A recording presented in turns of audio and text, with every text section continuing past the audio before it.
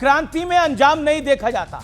और जब राहुल गांधी ने ठान ही लिया है कि वोट चोरी की मुहिम को अंजाम तक पहुंचाकर ही वो दम लेंगे, तो संविधान के हित में उन्हें कभी पीछे अब हटना ही नहीं चाहिए।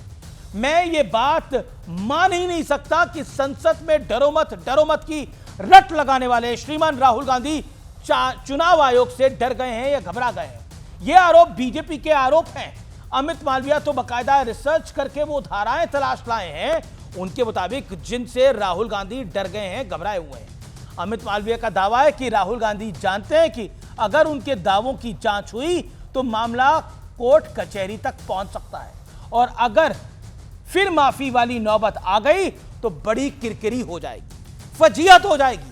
दावा यह है कि राहुल गांधी ने अगर शपथ पत्र दिया और जांच में दावे झूठे साबित हुए तो रिप्रेजेंटेटिव्स एक्ट 1950 के सेक्शन 31 के तहत उन पर कार्रवाई हो सकती है। साथ ही सबूत झूठे साबित हुए तो बीएनएस 2023 के सेक्शन 227 के तहत कार्रवाई पक्की है जनाब। और राहुल गांधी बहुत अच्छे से जानते हैं कि कोर्ट में गुनाहगार ठहराए गए तो फिर सांसदी जा सकती है। उनके साथ तो पहले भी ऐसा ही हो चुका है। अब आप ही बताइए, अगर सांसदी पर ही आ जाएगी तो कोई शपथ पत्र कैसे दे दे?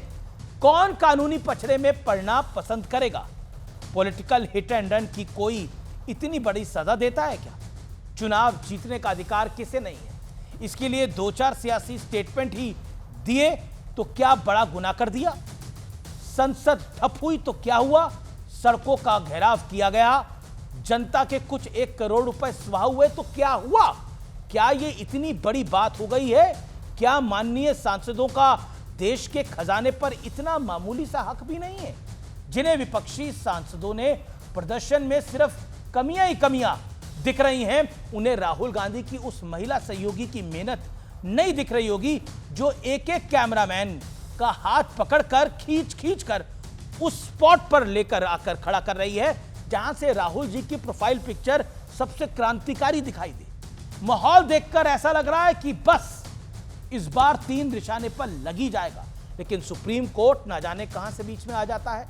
सुप्रीम कोर्ट ने साफ साफ कह दिया, आधार कार्ड पहचान का आधार नहीं है, उसका सत्यापन होना जरूरी है।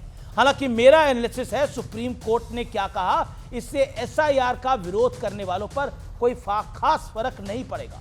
विरोध ऐसे ही चलता रहेगा, संसद ऐसे ही ठप रहेगी, जनता के सरोकार वाली बातें ऐसे ही घुल रहेंगी और सियासत ऐसे ही चमकाई जाती रहेगी। हालांकि पब्लिक सब जानती और समझती है, बीते 11 साल इस बात का एक मजबूत सबूत है।